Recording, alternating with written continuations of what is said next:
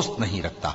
जिन मुसलमानों से खामखा लड़ाई की जाती है उनको इजाजत है कि वो भी लड़ें, क्योंकि उन पर जुल्म हो रहा है और अल्लाह उनकी मदद करेगा, वो यकीनन उनकी मदद पर कादिर है।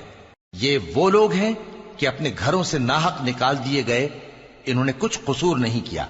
हां, ये कहते हैं कि हमारा परवरदिगार अल्लाह है, और अगर अल्लाह लोगों को एक दूसरे से न हटाता रहता तो खानकाहें और गिरजे और यहूदियों के इबादत खाने और मुसलमानों की मस्जिदें जिनमें अल्लाह का कसरत से जिक्र किया जाता है गिराई जा चुकी होती। और जो शख्स अल्लाह की मदद करता है अल्लाह उसकी जरूर मदद करता है।